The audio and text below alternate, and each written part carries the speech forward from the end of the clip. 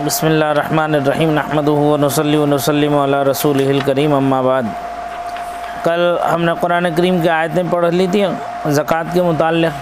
इंशाअल्लाह आज अहादीस करीमा जो हदीसों में बयान किया गया उसके ताल्लुक़ से कहते हैं बिस्मिल्लाहिर्रहमानिर्रहीम। अहादीस उसके बयान में बहुत हैं, बात उनमें से ये है।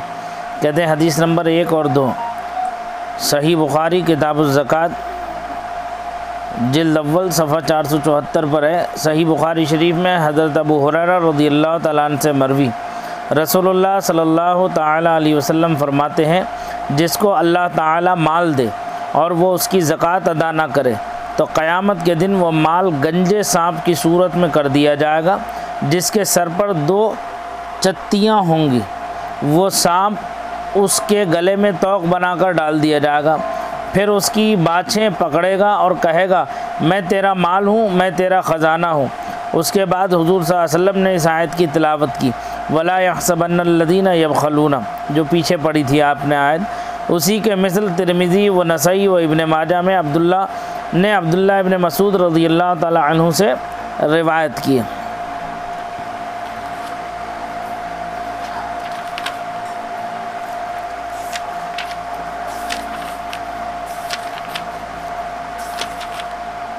तीसरी हदीस अहमद की रिवायत से हज़रत अबू हुरैरा रज़ियल्लाहु ताला अन्हु से यूँ है, जिस माल की ज़कात नहीं दी गई क़यामत के दिन वो गंजा सांप होगा, मालिक को दौड़ाएगा, वो भागेगा यहाँ तक कि अपनी उंगलियाँ उसके मुंह में डाल देगा।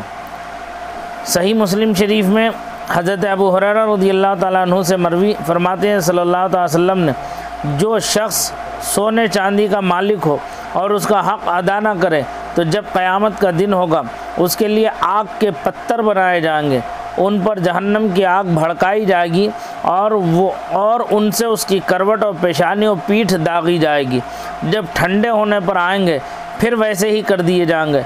ये मामला उस दिन का है जिसकी मकदार 50,000 बरस है, यहाँ तक कि बंदों के दरमियान फ़ैसला हो जाए। अब वो अपनी राह देखेगा, ख्वाह जन्नत की तरफ या जहन्नम की तरफ, और ऊँट के बारे का हक़ नहीं अदा करता। क़यामत के दिन हमवार मैदान में लिटा दिया जाएगा और वो ऊँट सबके सब निहायत फरबा होकर आएंगे, पाँव से उसे रौंदेंगे और मुंह से काटेंगे। जब उनकी पिछली जमात गुजर जाएगी पहले लौटेगी। बकरियों के बारे में फरमाया कि उस शख्स को हमवार मैदान में लिटाएंगे और वो सब की सब आएंगी, न उनमें मुड़े हुए सींग की कोई होगी, न बेसींग की, न टूटे सींग, और सींगों से मारेंगे और खुरों से रौंदेंगे। अल्लाह अकबर कबीरा। और उसी के मिसल सहीहैन में ऊँट और गाय और बकरियों की ज़कात ना देने में अबू ज़र रज़ियल्लाहु ताला अन्हु से मरवी है। कहते हैं सही बुखारी और मुस्लिम में हज़रत अबू हुरैरा रज़ियल्लाहु ताला अन्हु से मरवी है कि रसूलुल्लाह सल्लल्लाहु अलैहि वसल्लम के बाद जब सिद्दीक़ अकबर रज़ियल्लाहु ताला अन्हु खलीफा हुए, उस वक्त आराब में कुछ लोग काफिर हो गए कि ज़कात की फ़र्ज़ियत से इनकार कर बैठे। सिद्दीक़ अकबर ने उन पर जिहाद का हुक्म दिया। अमीरुल मोमिनीन फ़ारूक़ आज़म रज़ियल्लाहु ताला अन्हु ने कहा, उनसे आप क्यों क़िताल करते हैं कि रसूलुल्लाह सल्लल्लाहु अलैहि वसल्लम ने तो ये फरमाया है, मुझे हुक्म है कि लोगों से लड़ूं यहाँ तक कि ला इलाहा इल्लल्लाह कहें, और जिसने ला इलाहा इल्लल्लाह कह लिया उसने अपनी जान और माल बचा लिया, मगर हक़ इस्लाम में और उसका हिसाब अल्लाह अज़्ज़ा व जल्ला के ज़िम्मे है। यानी ये लोग तो ला इलाहा इल्लल्लाह कहने वाले हैं, उन पर कैसे जिहाद किया जाएगा। सिद्दीक़ अकबर ने फरमाया, खुदा की कसम मैं उससे जिहाद करूँगा जो नमाज और ज़कात में तफरीक़ करे, यानी फ़र्क पैदा करे कि नमाज को फ़र्ज़ माने और ज़कात की फ़र्ज़ियत से इनकार करे। ज़कात हक़ुल माल है। खुदा की कसम बकरी का बच्चा जो रसूलुल्लाह सल्लल्लाहु अलैहि वसल्लम के पास हाजिर किया करते थे, अगर मुझे देने से इनकार करेंगे तो उस पर उनसे जिहाद करूँगा। फ़ारूक़ आज़म फरमाते हैं, वल्लाह मैंने देखा कि अल्लाह ताला ने सिद्दीक़ का सीना खोल दिया, उस वक्त मैंने पहचान लिया कि हक़ वही है। अब ये अहादीस करीमा आपने पढ़ी, इसमें जो है जो फरमाया गया कि इसमें अक्सर हज़रत अबू हुरैरा रज़ियल्लाहु ताला अन्हु से रिवायत है कि जो शख्स माल की ज़कात नहीं अदा करेगा उसके लिए वो माल जो है गंजे सांप की शक्ल में बना करके तौक बनाकर उस शख्स के गले में डाल दिया जाएगा। एक रिवायत में है कि वो मालिक जो है वो भागेगा तो वो सांप उसका पीछा करता हुआ जाएगा यहाँ तक कि उसे पकड़ लेगा। दूसरा आपने पढ़ा कि हज़रत सिद्दीक़ अकबर रज़ियल्लाहु ताला अन्हु ने फरमाया कि जो दूसरा माल की ज़कात सिर्फ़ ये नहीं है कि दौलत पैसा है तो उसकी ज़कात दी जाएगी, बल्कि माल तिजारत में अगर गाय, बैल, भैंस और बकरी और ऊँट भी है तो उन पर भी ज़कात है, उन पर भी ज़कात है कि उनमें से भी ज़कात दी जाएगी। अगर वो ज़कात नहीं दिए जाएंगे तो अगर ऊँटों की ज़कात नहीं अदा की तो जो ज़कात अदा नहीं की वो ऊँट कल क़यामत के दिन आएंगे और इसे ऐसे अपने पैरों तले रौंद देंगे डाल के। और जो गाय, बैल, भैंस जो उन्होंने ज़कात में नहीं अदा की तो उसमें हदीस पाक में फरमाया गया कि वो क़यामत के दिन वो सब जानवर आएंगे, लेकिन उसमें ना कोई टूटी हुई सींग का जानवर होगा, ना मुंडी सींग का जानवर होगा, बल्कि ना टेढ़ी सींग का जानवर होगा, बल्कि सबकी सींगें सीधी सीधी होंगी। अब वो जानवर आएंगे और आने के बाद में इसे मारेंगे, अपनी सींगों से मारेंगे, बार बार मारेंगे। और ये कब तक चलेगा मामला? क़यामत का दिन। क़यामत का दिन जो है वो 50,000 साल का दिन होगा। आज बताओ, आदमी 60 साल में कहाँ जा रहा है और 50,000 साल में कहाँ जाएगा? आसमान तांबे का, ज़मीन पीतल की हो जाएगी, सूरज सवानेदे पर होगा। आज सूरज की पीठ है, कल उसका चेहरा होगा। आदमी, हदीस पाक में फरमाया गया कि हर आदमी अलग अलग, कोई टखनों तक अपने गुनाहों के पसीने में डूबा होगा, कोई घुटने तक, कोई कमर तक, कोई गर्दन तक, और कोई नाक तक, कोई सर तक डूबा हुआ होगा अपने गुनाहों की वजह से। जैसे जैसे जिसके गुनाह होंगे वैसे वैसे उसका पसीना उसे घेरे हुए होगा। और एक को दूसरे की फ़िक्र नहीं होगी, एक को दूसरे का ख्याल नहीं होगा, बिल्कुल बेफिक्र बेख्याल होकर के भागे भागे मारे मारे फिरेंगे कि हाय हाय कोई मदद करे, कोई मदद करे, कोई मदद करे, कोई मदद का कोई पुरसान हाल नहीं होगा। तो ऐसे हाल में तो ये अज़ाब में ऐसे लोग मुब्तला होंगे जो ज़कात नहीं देंगे। जो लोग ज़कात नहीं देंगे वो लोग इसमें मुब्तला होंगे। अरे कौन है भाई? अच्छा, अम्मी है। हेलो, अस्सलाम वालेकुम। हेलो हेलो, अस्सलाम वालेकुम। कि दूसरा हज़रत सिद्दीक़ अकबर रज़ियल्लाहु ताला अन्हु जब सरकार दो आलम नूर मुजस्सम सल्लल्लाहु ताला अलैहि वसल्लम विसाल फरमा गए, ज़ाहिरी एतबार से दुनिया से तशरीफ़ ले गए, हज़रत सिद्दीक़ अकबर ने जब खिलाफत की कमान संभाली, बागडोर संभाली, तो उस वक्त कुछ लोग मुनकिर हो गए, ज़कात देने से इनकार कर बैठे। हज़रत सिद्दीक़ अकबर ने एक फ़ैसला किया बैठते ही कि जी पहले एक महाज पर सरकार ने एक जंग के लिए कुछ सहाबा को भेजा था। सारे सहाबा ने मशवरा करके कहा कि जो सहाबा गए हुए हैं जंग के लिए निकल गए, आधे रास्ते में होंगे, उनको बुला लिया जाए। चूँकि सरकार का विसाल हो गया और हालात ख़राब हो गए, माहौल एकदम बिल्कुल बदल गया है। कहीं ऐसा ना हो कि बाकी बगावत कर बैठें और हम यहाँ जो है उनकी सरकुबी करने के लिए हमारे लिए कोई उलझन परेशानी खड़ी हो, लिहाजा उस दस्ते को वापस बुला लिया जाए। तो हज़रत सिद्दीक़ अकबर ने कहा, अल्लाह की कसम जिसके दस्ते कुदरत में मेरी जान है, मैं उस दस्ते को कभी नहीं बुलाऊंगा जिस दस्ते को रसूलुल्लाह सल्लल्लाहु अलैहि वसल्लम ने भेजा है जंग के लिए। तो वो जाएगा, जंग करेगा, आगे बढ़ेगा, पीछे नहीं मुड़ेगा वो दस्ता। दूसरा, मुनकिरीन ज़कात हो गए, उसी वक्त ज़कात का इनकार कर बैठे। तो हज़रत सिद्दीक़ अकबर ने सबको बुलाने बाद में कहा कि मैं उन लोगों से जंग करूँगा, जिहाद करूँगा उन लोगों से जिन लोगों ने ज़कात का इनकार कर दिया। तो उसमें हज़रत सिद्दीक़ फ़ारूक़ आज़म रज़ियल्लाहु ताला अन्हु आगे आए। आने के बाद में उन्होंने अर्ज़ किया, अमीरुल मोमिनीन, हालात देख रहे हैं, वक्त देख रहे हैं, नज़ाकत देख रहे हैं, ऐसी नज़ाकत में, ऐसे हालात में जंग करना मुनासिब नहीं है हमारे लिए, जबकि हमारा एक बड़ा दस्ता जंग के लिए जा चुका है और हम यहाँ जो है चंद हजरात हैं और फिर उसके बाद सरकार का विसाल मुबारक हो गया है। तो ऐसे संगीन सूरत हाल में तो हम कैसे जंग किसी तरह से कोई ख़तरा मोल ले सकते हैं। तो हज़रत सिद्दीक़ अकबर को जलाल आ गया। आलम जलाल में इरशाद फरमाया, मैं तुम सबको आवाज़ दे रहा हूँ, अगर तुम लोग मेरा साथ देते हो तो ठीक है, नहीं देते हो तो अबू बकर तने तनहा मैदान में उतर जाएगा और इन मुनकिरीन ज़कात को कैफर किरदार तक पहुंचा देगा। और कल क़यामत के दिन अल्लाह ताला के हुजूर जब मैं हाजिर होऊंगा तो मैं अल्लाह की बारगाह में अर्ज़ कर दूँगा, ऐ मेरे मौला, मैंने तेरे हबीब के दुनिया से तशरीफ़ ले जाने के बाद मैंने तेरे इन बंदों को मैंने पुकारा था कि मैं इस्लाम की जो है तरवीज व इशाअत के लिए और जो है मुनकिरीन ज़कात की जो है बेखुनी के लिए मैंने इनको आवाज़ दी थी, लेकिन इनमें से किसी ने मेरी आवाज़ नहीं सुनी। लेकिन मैं ख़ुद तने तनहा तेरी बारगाह में हाजिर हो गए, मैं जिहाद करूँगा यहाँ तक कि मैं शहीद हो जाऊँ और फिर मैं अल्लाह के बारगाह में तो सबकी शिकायत करूँगा जाके। तो हज़रत फ़ारूक आज़म घबरा गए, बोले नहीं अमीरुल मोमिनीन, हमारा मतलब हरगिज़ वल्लाह ये नहीं था कि हम आपको तने तनहा छोड़ देंगे। हमारे तो एक मशवरा की बात थी है, लेकिन हुक्म अमीर का होगा, हुक्म खलीफा का होगा। आप खलीफतुर रसूल हैं, खलीफतुल मुस्लिमीन हैं आप, जो हुक्म आप फरमाएंगे हम आपके हुक्म के ताबे हैं। उमर कभी आपके पीछे नहीं रहा, जो है आपके हुक्म उदूली नहीं करेगा, आपके ताबे रहेगा इंशाअल्लाह। तो उस वक्त हज़रत सिद्दीक़ अकबर ने उन मुनकिरीन ज़कात की सरकूबी की थी और फिर फरमाया था कि जो शख्स भी आका के ज़माने में एक बकरी भी देता था ज़कात की मद में, तो वो एक बकरी देगा, जब तक नहीं देगा मैं उसे छोड़ूंगा नहीं। तो वो सब के सब हज़रत सिद्दीक़ अकबर ने जो है लिया, वो सारा माल जो है ज़कात का वो लिया। और फिर इसमें जो है कई चीज़ें और आई हदीस पाक में कि मैदान हशर जो है 50,000 साल का होगा। अब ज़रा सोचो 50,000 साल का दिन कैसा कर्बनाक दिन होगा, कैसा दर्दनाक अजाब होगा। सारी उम्मतें भागी फिरती होंगी कि हमें कोई मदद कर ले, हमारी कोई मदद कर दे, हमारी कोई मदद कर दे, लेकिन कोई मुईन व मददगार नहीं होगा। इस भाग दौड़ में आधा दिन गुजर जाएगा, यानी 25,000 साल का वक्फा इनका गुजर जाएगा।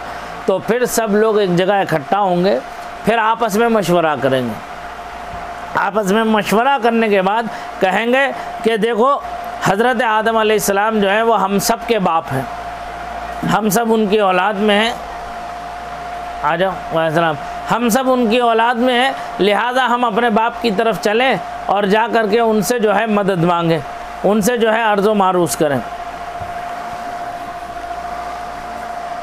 उनसे जो है अर्ज़ो मारूस करें और उनसे जो है जा कर के हम कहेंगे कि हमारी आज के दिन मदद करो। तो वो सब मुत्तफ़िक़ होकर हज़रत आदम अलैहिस्सलाम की बारगाह में जाते। हज़रत आदम अलैहिस्सलाम की बारगाह में जब पहुँचते हैं तो जाने के बाद में अर्ज़ करते हैं, अय आदम, आप हमारे वालिद गिरामी हैं और अल्लाह के मुक़र्रब नबी हैं और पूरी नस्ल इंसानी के आप जद्द अमजद हैं, लिहाजा हमारी मदद कीजिए और आज हमारे लिए अल्लाह की बारगाह में सिफारिश कीजिए। तो हज़रत आदम अलैहिस्सलाम फरमाते हैं, आज के दिन मैं नहीं पैदा किया गया, आज के दिन के लिए मैं पैदा नहीं किया गया, आज का सहरा तो किसी और के सर है, इज़हबू इला गैरी, जाओ, मैं इस काम के लिए नहीं बनाया गया हूँ, तुम कहीं और जाके तलाश करो, किसी और को ढूंढो। वो कहते हैं वो उम्मत वहाँ से औलाद आदम नस्ल इंसानी जो है वो वहाँ से पलट के मायूसी के साथ पलटती है। पलटने बाद हज़रत ईसा अलैहिस्सलाम के पास जाती हैं, जो उनके बेटे हैं हज़रत आदम, उनसे जाकर के अर्ज़ किया जाता है, वो भी कहते हैं इज़हबू इला गैरी, चलो जाओ दूसरे की तरफ जाओ, आगे बढ़ो आगे बढ़ो। फिर हज़रत मूसा अलैहिस्सलाम के पास आते हैं, वो भी कहते हैं इज़हबू इला गैरी, वो वहाँ जाके कहते हैं आप हज़रत नूह अलैहिस्सलाम के पास जाते हैं, जाने बाद में कहते हैं कि आप आदम सानी हैं, अल्लाह ने आपको नूह नजीउल्लाह बना करके भेजा है, लिहाजा आपका लक़ब नजीउल्लाह है, आप हमारी मदद कीजिए, हम पर करम फरमाइए। तो वो कहते हैं आज के लिए मैं भी नहीं पैदा किया गया, इज़हबू इला गैरी, जाओ किसी और की तलाश करो। तो वहाँ से जो है उनके पास आते हैं, हज़रत मूसा अलैहिस्सलाम के पास आते हैं, बनी इसराइल के जो है हज़रत मूसा अलैहिस्सलाम जो है फरमाते हैं, उनके पास जाकर कहते हैं कि आप कलीमुल्लाह हैं, कोहे तूर पर अल्लाह ताला आपसे गुफ्तगू फरमाता था, डायरेक्ट आप अल्लाह से हम कलाम होते थे, आप हमारे हक़ में सिफारिश कीजिए, बख्शिश व मग़फ़िरत का वादा कीजिए। तो वो कहते हैं इज़हबू इला गैरी, आज के लिए मैं भी नहीं पैदा किया, जाओ आगे बढ़ो। वो हज़रत इब्राहीम अलैहिस्सलाम के पास जाते हैं, कहते हैं आप खलीलुल्लाह है, अल्लाह के खलील हैं, आप हमारी सिफारिश कर दीजिए। वो कहते हैं इज़हबू इला गैरी, मैं नहीं हूँ आज के दिन में। फिर वहाँ से भी मारे भटके फिरते जो है हज़रत यूसुफ़ अलैहिस्सलाम के पास जाते हैं, हज़रत याक़ूब अलैहिस्सलाम के पास जाते हैं, हज़रत इस्माइल अलैहिस्सलाम के पास जाते हैं। इसी तरह जो अम्बिया मुरसलीन इज़ाम जलीलुल क़द्र उलुल अज़्म है, उन सब की तरफ होते हुए आते हैं। आखिर में हज़रत ईसा अला नबीना अलैहिस्सलातु वस्सलाम के पास आते हैं। तो हज़रत ईसा अलैहिस्सलाम कहते हैं कि हाँ, आज के दिन मैं भी नहीं पैदा किया गया, आज के दिन मैं भी नहीं पैदा किया गया, इज़हबू इला गैरी, तुम आगे बढ़ो किसी और की तरफ जाओ। तो सारी उम्मत परेशान होकर कहते हैं, ईसा रूहुल्लाह, हम सबके पास से मारे फिर रहे हैं, भागे आ रहे हैं, कोई हमारी सुनने को तैयार नहीं है, क्या हमारी कोई सिफारिश करने वाला नहीं है आज के दिन? कोई हमारा माओ मल्जा नहीं है आज के दिन। तो हज़रत ईसा अलैहिस्सलाम कहते क्यों नहीं, क्यों नहीं है? मैंने तुम्हें तो बशारत दे दी थी दुनिया में ही। कुरान करीम ने जिसके लिए फरमाया वो मुबश्शिरम बि रसूलिन याती मिन बाद इस्मुहु अहमद, कई लोगों मैं तुम्हें खुशखबरी और बशारत देता हूँ कि मेरे बाद आने वाली एक अजीमुल मर्तबत शख्सियत है जिसका नाम अहमद होगा। आसमानों में अहमद और ज़मीन में मोहम्मद, ऐसा है ना। वो ज़ाते गिरामी है जिस ज़ाते गिरामी को अल्लाह ताला ने आज ही के दिन पैदा किया। आज की खुसूसियत, आज का सहरा जो है, आज का सहरा जो है वो सिर्फ उस रहमतुल लिल आलमीन के लिए।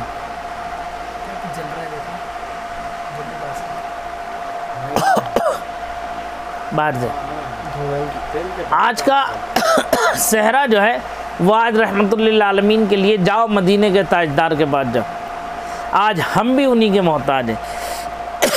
वो हमारे भी सरदार हैं, सय्यदुल अंबिया हैं, इमामुल अंबिया हैं। लिहाजा उनके पास जाओ, उनकी खिदमत में हाजिर हो और उनकी खिदमत में हाजिर हो के वहाँ अर्ज़ व मारूज़ करो।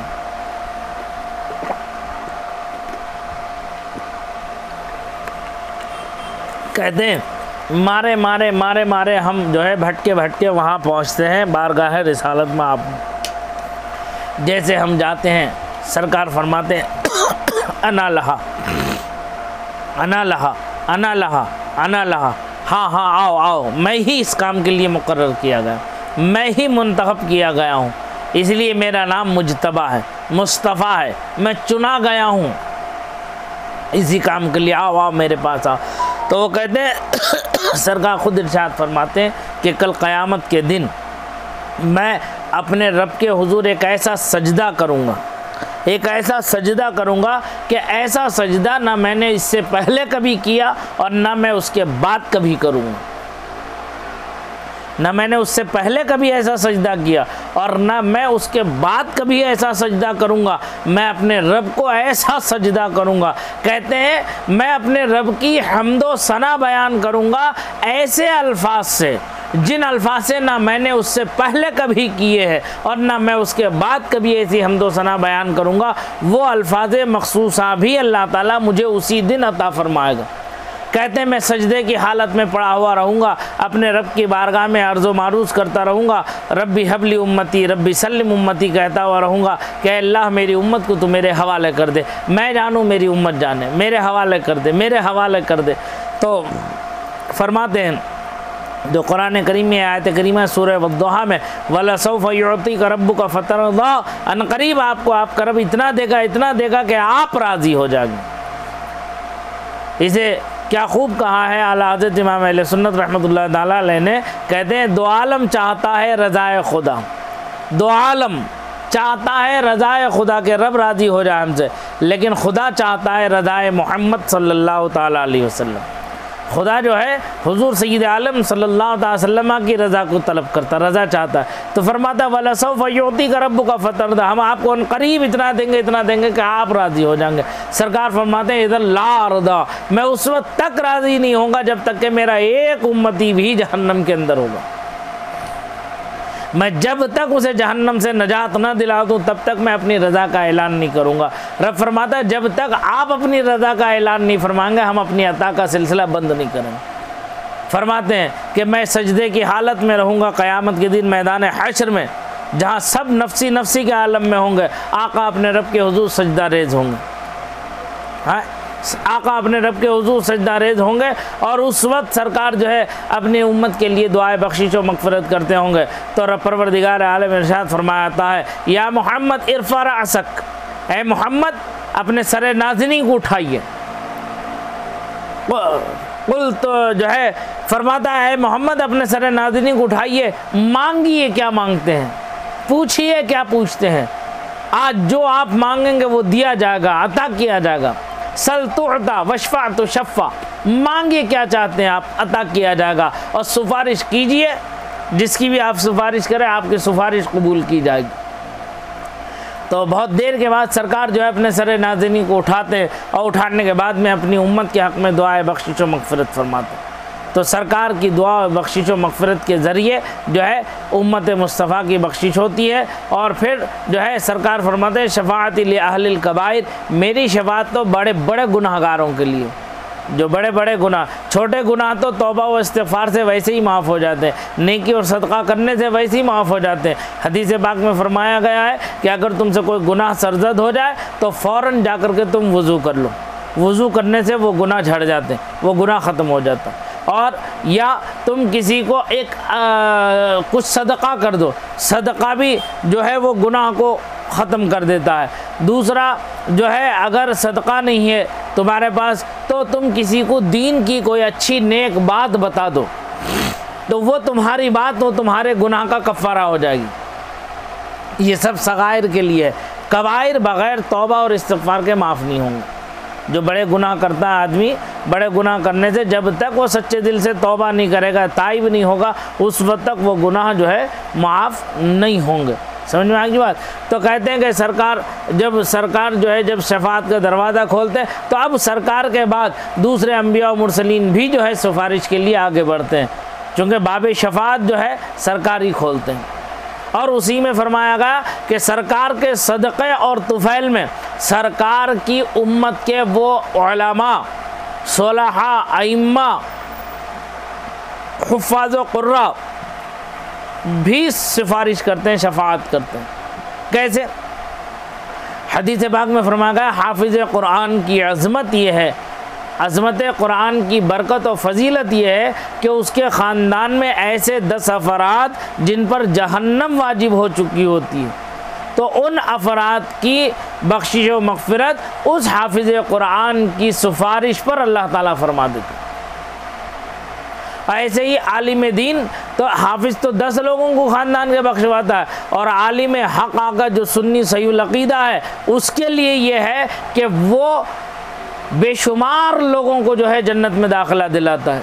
कैसे? अगर उसे इस्तिंजे के लिए अगर किसी ने एक डेला भी अगर दिया है, या एक लोटा पानी भी उसके लिए रखा है, या वज़ू के लिए एक लोटा पानी भी रखा है, तो जो है वो शख्स जिसने उसे दिया है वो कल क़यामत के दिन उसे आलिम को याद दिलाएगा कि मैंने फ़लाँ मौके पर आपको पाकी हासिल करने के लिए मैंने आपके लिए ये इंतज़ाम किया था। आप उस पाकी के हासिल करने के बाद इबादत करके आज आप जन्नत में जा रहे हैं, मैं जहन्नम में पड़ा हूँ, क्या आप मेरी सिफारिश नहीं करेंगे? क्या आप मेरी बख्शिश व मग़फ़िरत अल्लाह से नहीं कराएंगे? तो वो कहेंगे क्यों नहीं, बिल्कुल बिल्कुल मैं कराऊँगा, अपने रब से मैं अर्ज़ करूँगा।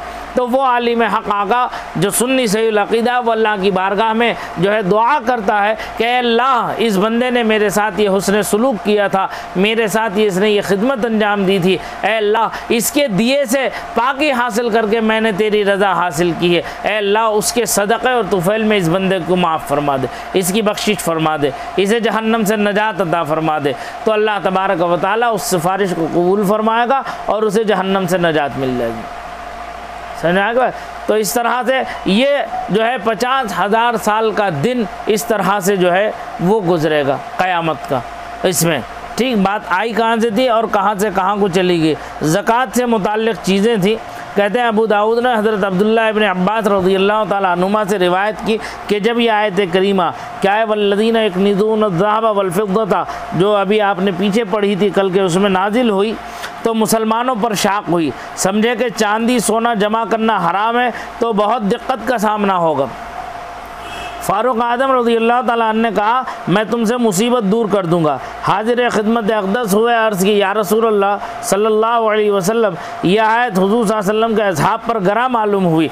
फरमाया कि अल्लाह ताला ने ज़कात तो इसलिए फ़र्ज़ की कि तुम्हारे बाकी माल को पाक कर दे, और मवारिस इसलिए फ़र्ज़ किए कि तुम्हारे बाद वालों के लिए हो, यानी मुतलक़न माल जमा करना हराम होता तो ज़कात से माल की तहारत ना होती, बल्कि ज़कात किस चीज़ पर वाजिब होती और मीरास काहे में जारी होती, बल्कि जमा करना हराम वो है कि ज़कात ना दे।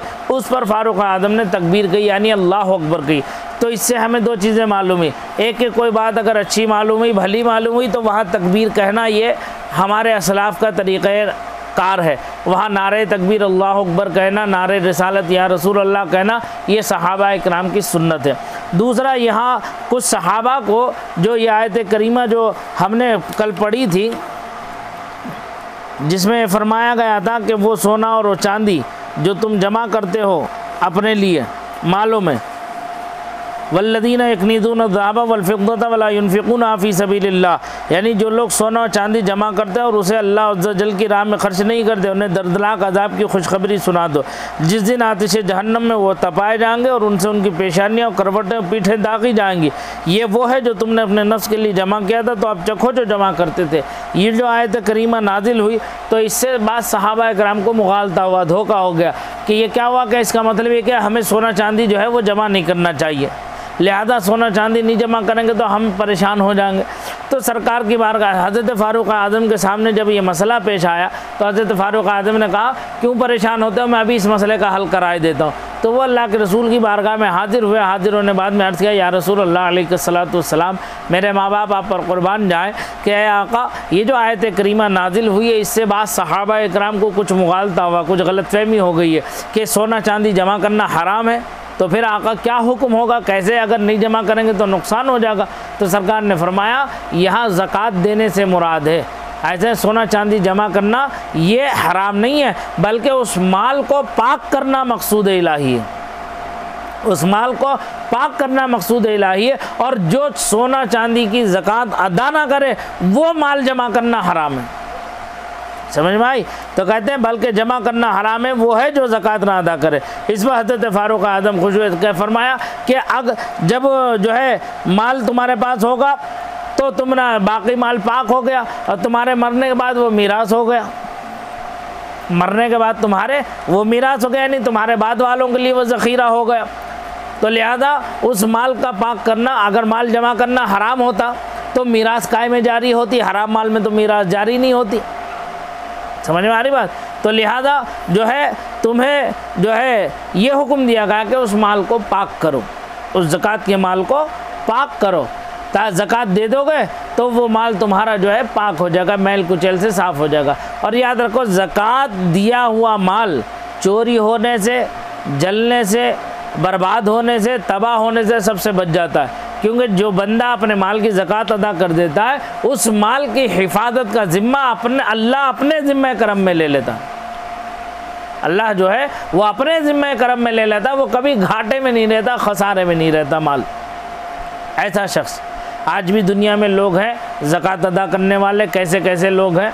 हमारे यहाँ जब मैं रामपुर में था तो वहाँ पर कारोबार तो हर लोग करते हैं, बहुत पूरी दुनिया में कर रहे हैं सब लोग कारोबार, लेकिन अल्लाह जिसे तौफीक अता फरमा दे। वहाँ एक दुकानदार थे, उन्होंने जो है पूरा दुकान जो है 2 या 3 दिन पूरी दुकान बंद रखी। बंद रखने के बाद में जितना माल उनकी दुकान में था, एक एक कपड़े की दुकान थी, एक एक कपड़ा मीटरों से नाप करके पूरा हिसाब बनाया। चिट्ठा बनाने के बाद में फिर पूरा माल को हिसाब लगा करके जितनी ज़कात बनी फिर वो ज़कात अदा करके फिर उन्होंने जो है कारोबार फिर शुरू किया। अल्लाह जिसे तौफीक दे दे। समझ में आ रही बात? तो और जब तक हिसाब लगा करके ज़कात अदा नहीं करेंगे वो ज़कात अदा नहीं होगी। आप वैसे ही बग़ैर हिसाब लगा कितनी दौलत लुटा दो लेकिन वो ज़कात में शामिल नहीं होगी। हिसाब लगाना ज़रूरी है, हिसाब लगा के ज़कात अदा करना। और शरीयत मुताहरा ने कितना बड़ा जो है, अल्लाह ताला ने कितना बड़ा करम फरमाया बंदों पर कि अगर उससे माल जो ज़कात अदा कर रहा है वो साल भर ज़कात अदा किया, अब उसने हिसाब लगाया कि मेरी ज़कात कितनी बन रही है, तो अगर उसने जितना माल खर्च किया है वो डबल हो गया या ज़्यादा हो गई जितनी उसके ऊपर ज़कात बन रही है, तो शरीयत यहाँ ये इजाज़त देती है जितनी इजाफ़ी है वो अगले साल की ज़कात में लगा दो। यानी आने वाले साल में जब तुम्हारे ऊपर ज़कात फ़र्ज़ होगी तो जितनी फ़र्ज़ होगी उसमें से उसे माइनस कर दो, तुम्हारी ज़कात निकल गई, बाकी की अदा कर दो तुम। समझ में आ रही बात? देखो कितना बड़ा करम है अल्लाह ताला का, ज़कात हमें अदा करना चाहिए। कहते हैं बुखारी अपनी तारीख़ में और इमाम शाफ़ी और बज़्ज़ार और बैहक़ी उम्मुल मोमिनीन हज़रत आयशा सिद्दीक़ा अफ़ीफ़ा रज़ियल्लाहु तआला अन्हा से रावी कि रसूलुल्लाह सल्लल्लाहु अलैहि वसल्लम फरमाते हैं ज़कात किसी माल में ना मिलेगी मगर उसे हलाक कर देगी। किसी माल में जो है ज़कात नहीं मिलेगी बल्कि उसे जो है हलाक कर देगी। बाद अइम्मा ने इस हदीस के ये माना बयान किए कि ज़कात वाजिब हुई और अदा ना की और अपने माल में मिलाए रहा तो ये हराम उस हलाल को हलाक कर देगा। और इमाम अहमद ने फरमाया कि माना ये है कि मालदार शख्स माल ज़कात ले तो ये माल ज़कात उसके माल को हलाक कर देगा कि ज़कात तो फ़कीरों के लिए, और दोनों माना सही हैं। मालदार शख्स ज़कात नहीं ले सकता। अगर मालदार शख्स ने ज़कात ले ली और लेने के बाद उसने अपने माल में जमा कर लिया तो जो उसका हलाल माल था वो भी हराम हो जाएगा, सारा माल। यानी खुद तो डूबे हैं सनम, तुम्हें भी ले डूबेंगे। समझ में आ गई बात। तो ये कहते हैं, तबरानी ने औसत में बुरीदा रज़ियल्लाहु ताला अन्हु से रिवायत की कि हुज़ूर सल्लल्लाहु अलैहि वसल्लम फरमाते हैं जो कौम ज़कात ना देगी अल्लाह ताला उसे कहत में मुब्तला फरमाएगा। ज़रा आलम के नक्शे पर नज़र डालो कि मुसलमानों पर क्या गुज़र रही है। बाद लोग, नादान लोग कहते हैं, जाहिल पीर जो आजकल हैं वो कहते हैं कि उलमा ज़कात खा रहे हैं, मदरसे वाले ज़कात खा रहे हैं। तो ज़रा नज़र तो डालो कि ज़कात खोर है कौन। जो शख्स ज़कात नहीं देता अपने माल की और ख़ुद खाए जा रहा है, ज़कात खोर वो है या वो उलमा हैं? ज़कात खोर कौन हुआ? जो अपने माल की ज़कात नहीं निकाला और नहीं निकाल करके ज़कात खुद खाया जा रहा है, अपनी ज़कात खुद खा रहा है। तो ज़कात खोर वो हुआ या वो उलमा हुए कि उन्होंने तुम्हारे ऊपर एहसान किया कि तुम्हें एक फ़र्ज से अदायगी का मौका दिया कि ज़कात तो तुम पर फ़र्ज़ है कि तुम जा कर के दुनिया में ढूंढ ढांड करके जो यतीम मिस्कीन मोहताज बेवा है और जो ज़रूरतमंद है उन तक ज़कात को पहुँचाओ। अब ये उलमाए किराम यतीमों मिस्कीनों मोहताजों के बच्चों को मदरसों में दाखिला देकर उनकी अच्छी तालीम और तरबियत का इंतज़ाम करके अब उन बच्चों के लिए तुमसे ज़कात लेने के लिए आते हैं, तो ये जालिम हुए, ये ज़कात खोर हुए, ये तुम्हारे हमदर्द और मोहसिन हुए। तो ये जो लोग बाज़ लोग कौम में अलग हर तरह के लोग हैं ना, तो हर तरह के लोग जो है कौम के अंदर हैं, तो वो हर तरह से जो है कौम को वरगलाने की कोशिश करते हैं, उलमा से दूर करने की कोशिश करते हैं। याद रखो आफ़ियत और सलामती उलमा की सोहबत में बैठने से है।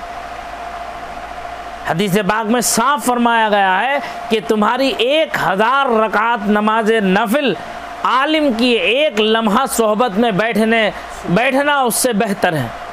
तुम 1000 रकात नमाज नफिल पढ़ के जितना सवाब कमाओगे उससे ज़्यादा सवाब तुम्हें सिर्फ आलिम हक़ आगा की सोहबत में बैठने से तुम्हें मिल जाएगा। क्यों? इसलिए कि उसकी सोहबत खाली नहीं जाती, तुम्हें कुछ ना कुछ दीन मिलता है, कुछ ना कुछ जो है कुरान और हदीस से मुताल्लिक़ कुछ सीखने समझने का मौका मैसर आता है। तो इसीलिए तालिब इल्मों के लिए भी ये फरमाया गया है कि वो नमाज नफिल पढ़ने से उनके लिए अफजल ये है कि वो किताबों के मुताले में मसरूफ़ व मशगूल रहे। फ़र्ज़ वाजिब सुन्नत मौक़दा गैर मौक़दा पढ़ने के बाद अगर मौका मिल गया तो नफिल पढ़ लें, अगर नहीं मिल पा रहा है तो वो नमाज नफिल से अफजल उनके लिए है कि वो किताब का मुताला करें बैठ कर। समझ में आ रही बात? तो ये इसलिए उलमा की सोहबत जब से हमारी कौम ने छोड़ दी तब से हमारी कौम हलाकत की तरफ चली गई, तबाही और बर्बादी की तरफ चली गई। उसे ना हलाल और हराम की तमीज़ रही, ना जायज़ ना जायज़ की तमीज़ रही, ना सही और गलत की उसे पहचान रही। अंधों में जो है अंधे की लाठी की तरह जो रास्ते में टपटुगियाँ मारता फिर रहा है कि क्या चीज़ मिल जाए, क्या जो हाथ में मिल गया, हाँ यही डंडा है, भले से सांप लटका हुआ मिल जाए तो वो सोच रहा है कि यही डंडा है पकड़ लूँ। और अगर फन मार दे तो कहेगा पता नहीं क्या मार दिया, वही हलाक हो जाएगा। अगर जहरीला सांप मिल गया, कोई काला नाग वगैरह मिल गया तो वहीं तड़प के मर जाएगा। ऐसा नहीं, ये उलमा की सोहबत इख्तियार करना चाहिए। हमारे बड़े बुज़ुर्ग जो पहले दादा दादी नाना नानी होते थे ये सब सोहबत याफ्ता होते थे, आए समझ में। और इन्होंने ये अपने बच्चों को अच्छी तरह जो है बैठ करके कुछ लोरियाँ सुनाते थे, कुछ किस्से कहानियाँ ऐसी सुनाया करते थे जिससे कि बच्चे के अंदर एक दीनदारी पैदा होती थी, तकवा परहेजगारी पैदा होती थी। आज अम्मा अब्बा को जो है अप टू डेट बनने से फुर्सत नहीं है, ब्यूटी पार्लर जाने से फुर्सत नहीं है, मेकअप से फुर्सत नहीं है, और जो है जहाँ बच्चा पढ़ने लिखने का हुआ तो बेबी चिल्ड्रन स्कूल में डाल दो, उसे बेबी सिटिंग में डाल दो। का क्या सारी जिम्मेदारी वो आया के ऊपर, आया तुझ संभाल, बच्चे को दूध भी तू पिला, बच्चे को खाना भी तू खिला, बच्चे का हगना मुद्रा भी तू धो साफ कर, और महीने के 2000-5000 रुपये तो हमसे ले ले। हम बिल्कुल फ्री हैं।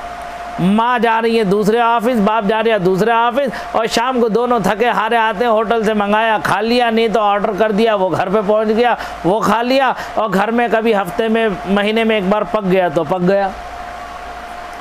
क्योंकि ये सोचते हैं कि जितनी देर में हम पकाने में लगाएंगे इतनी देर कोई काम करेंगे तो वो पैसा हमें मिल जाएगा, उस पैसे से हम बाहर से खाना मंगा लेंगे तो हमें पैसे और बच भी जाएंगे, खाना भी हम फ्री का खा लेंगे। तो माहौल कहाँ जा रहा है मुआशरा? तो ऐसे माहौल में बच्चों की तालीम और तरबियत होगी? ऐसा माहौल क्या, ऐसा माहौल जब हम क्रिएट करेंगे, बनाएंगे, पैदा करेंगे, तो ऐसे माहौल में हमारे बच्चे क्या होंगे? वही होंगे धोबी का कुत्ता, ना धोबी का गधा, ना घर का ना घाट का। वो घर पे घाट पे गया तो उसे चैन नहीं, और घर पे आया तो उसे चैन नहीं। क्या आ रही समझ में बात? ये है नहीं माहौल। मैं गलत तो नहीं बोल रहा हूँ, कोई अलग से तो नहीं बोल रहा हूँ कोई बात। जो चल रहा है हमारे माशरे में वही, जो मैं देख रहा हूँ मेरे सामने चीज़ें हैं, तो वही चीज़ें हैं ये। तो लिहाजा चाहिए कि जो है दीन सिखाएं हम अपने बच्चों को, ख़ुद भी दीन सीखें और अपने बच्चों को भी दीन सिखाएं। देखिए कितना अच्छा तरीक़ाकार है कि हम अगर कोई नेकी का काम करने जा रहे हैं, हमने बेगम को बिठाला, शरीके हयात है ना हमारी, बिठाल के कहा देखो भाई फ़लाँ मदरसे मस्जिद की मैं खिदमत करने जा रहा हूँ, मैं इतने पैसे दे रहा हूँ, अब भाई तुम्हारा भी हक बनता है यार, तुम भी दीनदार हो, तुम भी कुछ अपनी आखिरत के लिए कर लो, भले से मुझे क्यों देना पैसे उसे? तुम्हारा कोई इरादा है, कुछ नेक काम करने का ख्याल है तुम्हारा, तो यार हम दोनों मिलके कर लेते हैं, चलो आधा आधा बांट लेते हैं, आधा मेरा आधा तुम्हारा। तो वो ये कहेंगी मेरे पास कहाँ से आ रहे हैं, या उसके पास होंगी तो जो है वो कहेंगे हाँ मेरे पास हैं, तो आप ये ले लीजिए, ठीक है। दोनों प्यार मोहब्बत से मिलके उन्होंने उठा के दे दिया। एक तो आपको उसे दीन पर लगाने का अजर व सवाब मिलेगा, और उसे अपने नेकी के करने का सवाब मिलेगा। ऐसे ना एक तबलीग भी हो गई, घर के घर में बेनिफिट देखो कैसा मिल रहा है। और फिर उसके साथ साथ में जब हमने दिया, अगर हमारा बच्चा थोड़ा सा होशियार सियाना है, उसे अक्ल फ़हम है, तो हमने उस बच्चे के हाथ कभी कोई साइल आया, दरवाजे पे मांगने वाला आया, तो कभी खाली मत भेजो किसी साइल को। उसी बच्चे के हाथ में कहना बेटे जाओ शाजी को दिया या फ़कीर को दिया। तो इससे बच्चे के अंदर एक जज्बा पैदा होगा इशारों कुर्बानी का। समझ में आ रही बात? इससे बच्चे के अंदर इशारों कुर्बानी का जज्बा पैदा होगा। अब जैसे हम मस्जिद मदरसे गए, हमें चंदा तो देना ही है, तो हमने अपने बच्चे को लेके गए साथ में, और हमने बच्चे के हाथ में दिया, बेटे कहना दे दो मदरसे में जाओ, सलाम करो, दस्तबोसी करो आलिम की, और जो है उन्हें नज़र पेश कर दो, कहना अब्बा ने दिए हैं इसके लिए, ज़कात के लिए, जो भी है मदरसे के लिए। या मस्जिद में है, मस्जिद का मसला हुआ जहाँ हम 100 रुपये झोली में डाल रहे हैं, अगर हमारी जेब में 100 से बढ़ती हैं तो हम उसमें से कुछ निकाल के बच्चे को दे दें 10, 20, 25, 50 रुपये, कि बच्चा भी अपने हाथ से डाल दे। अगर 100 ही रुपये हैं तो उसके 2 करा लो नोट। 100 रुपये डालने की नीयत है ना, तो उसी नोट के 2 करा लो, 50 खुद डाल दो, 50 बच्चे के हाथ से डलवा दो। समझ में आ रही बात? ये दीन पर लगाने का, इंसान दुनिया से चला जाए तो दुनिया से जाने के बाद उसके अमल का सिलसिला मुनक़ते हो जाता, लेकिन 3 सूरतों में बाकी रहता है। 3 सूरतों में वो उसका सवाब का सिलसिला जो है जारी रहता है, सदक़ा जारिया के तौर पर। नंबर 1, नेक औलाद छोड़ जाए। नेक औलाद छोड़ जाए तो वो औलाद जितने भी नेक काम करेगी उसमें माँ बाप का हक़ उन्हें बराबर पहुँचता रहेगा। क्यों? इसलिए कि उसे नेकी पर किसने लगाया? माँ बाप ने लगाया। तो जब माँ बाप ने नेकी पर लगाया तो जितनी भी नेकी करेगी वो औलाद, वो उसका सवाब उन्हें मिलता रहेगा। दूसरा, आलिम था, हाफिज़ था, कारी था, मुफ्ती था, और जो है कुरान का अच्छा पढ़ने वाला था, उसने किसी को नादरा ख्वाह बना दिया, कुरान पढ़ना सिखा दिया, हाफिज़ था उसने हिफ्ज़ सिखा दिया कि हिफ्ज़ करा दिया बच्चे को, और आलिम था उसने इल्म दीन बच्चे को सिखा दिया, मुफ्ती था उसने कार इफ्ता उसे सिखा दिया, उससे दीन का काम चलता रहा। और वो जितने उसके तलबा होंगे, तलामिज़ा होंगे, शागिर्द होंगे, आलम इस्लाम में जहाँ तक फैले हुए होंगे, जितना वो पढ़ाएंगे और उनसे पढ़ने वाले शागिर्द जब तक वो पढ़ेंगे, समझ में आई बात, तब तक उन सब का सवाब इस पढ़ाने वाले को मिलेगा। ये दुनिया से चला गया, लेकिन बराबर उसकी कब्र में कोई लम्हा ऐसा बाकी नहीं होगा कि जिसमें इसे बराबर सवाब पहुंचता ना होगा। समझ में आई बात। और तीसरा वो कि अल्लाह ताला ने उसे दौलत और सरवत, इज़्ज़त और हशमत दी थी, उसने अपने पैसे का सही इस्तेमाल करते हुए रिफाह आम के काम कर गया।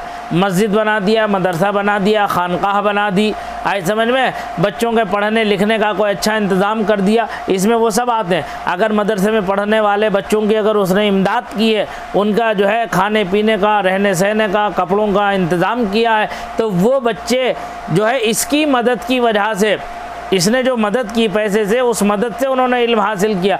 सिर्फ उस्ताद ही को वो अजर नहीं मिलेगा कि उसने पढ़ाया है, बल्कि कमेटी का हर वो फ़र्द और कौम का हर वो फ़र्द जो मदरसे के लिए चंदा देगा, मस्जिद के लिए चंदा देगा, वो सब उसके सवाब में बराबर के शरीक है। और अल्लाह ताला इतना करीम है कि किसी के हिस्से में कुछ नहीं काटेगा।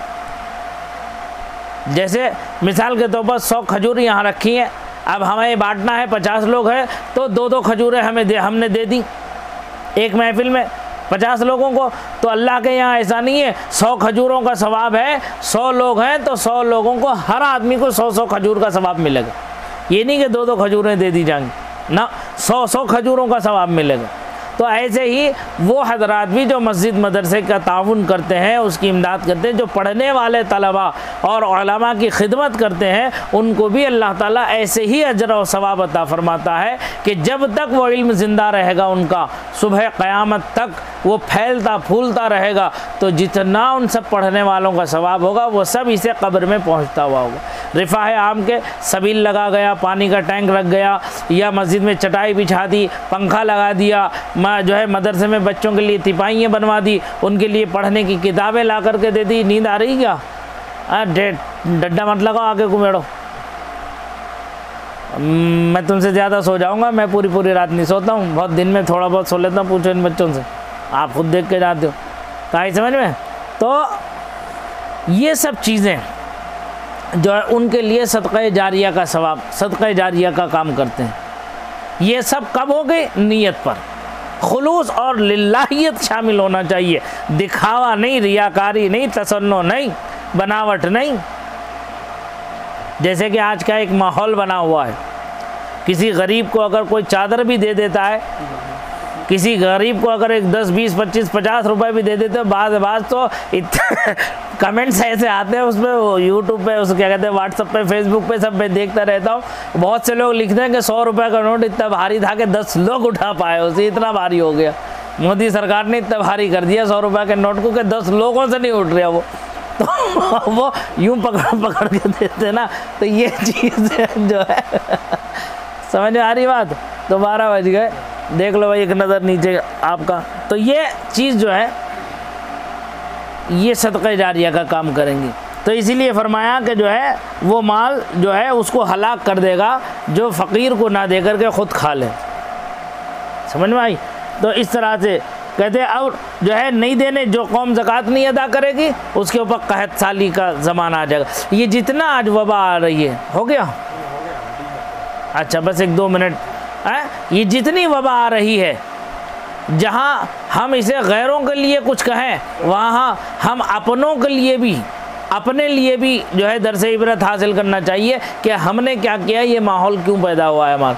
हमारा रब हमसे नाराज़ है, हमारा रब हमसे नाराज़ है, जिसकी नाराज़गी का ये पूरा जो है जाल बिछा हुआ है। ये सब इसे कैसे ख़त्म करेंगे, इसको कैसे हम जो है बदलेंगे? इसे बदलेंगे अल्लाह की रज़ा हासिल करने से, उसकी जो है रज़ा जोई हासिल करने से। काम ऐसे करेंगे जिससे वो राज़ी हो जाए। ठीक है, इंशाअल्लाह आगे जो है और कई हदीसें हैं। ये तो बहुत हदीसें हैं, आज हमने जो है 9 हदीसें हमने पढ़ ली, और बाकी के आगे जो है तकरीबन 20 हदीसें हैं। ये 20, 25, 26 28 हदीस हमारे ऊपर 10,000 रुपये ज़कात के बन रहे हैं। हम वो 10,000 रुपये 500-500 रुपये करके 20 लोगों में बांट रहे हैं। हम क्यों बांटें 20 लोगों में? उसे कोई फ़र्ज़ नहीं है कि 20 लोगों में बांटेंगे आप।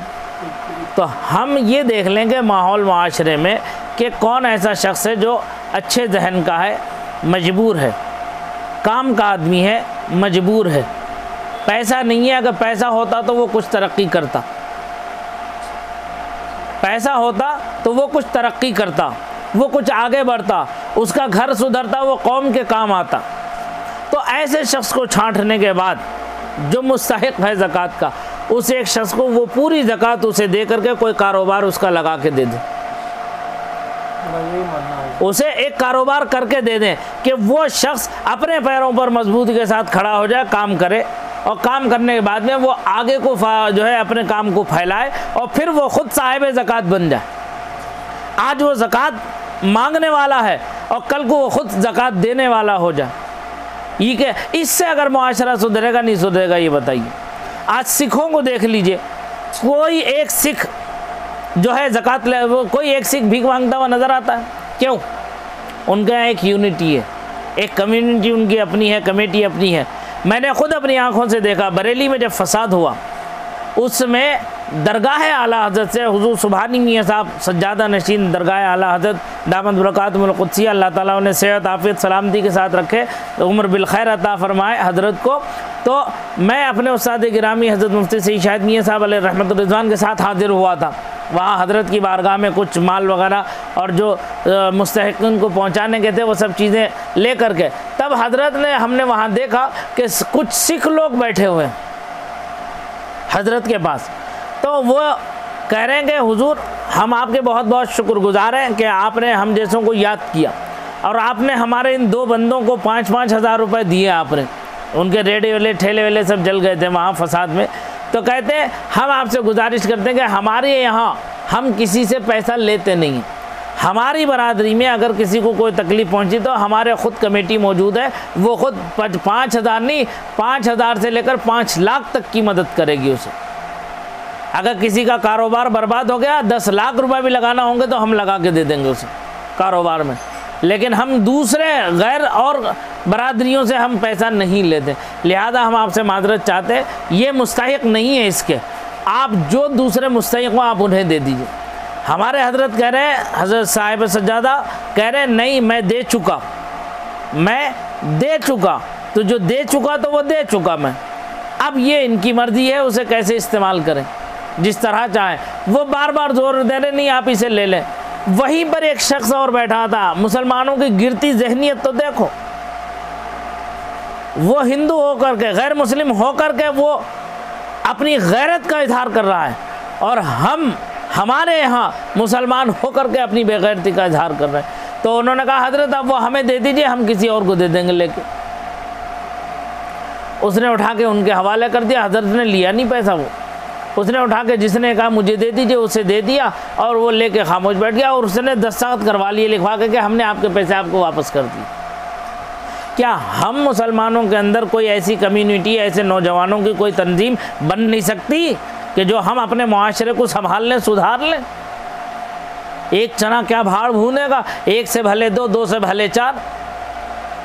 मेरा ये सोच है वकील साहब कि मैं कुछ ऐसे काम करूं कि जो मेरे साथ चंद नौजवान हमारी तंजीम के ऐसे जुड़े कि हम मिलकर के कुछ एक काम मजबूती के साथ मुस्तकबिल को सामने रख करके हम कुछ काम करते हुए चलें। आ रही बात समझ में? अब इंशाल्लाह मेरा ये इरादा है, सबसे पहले बच्चियों का मदरसा चालू करना मुझे रमज़ान के बाद। उसके लिए मुझे जो भी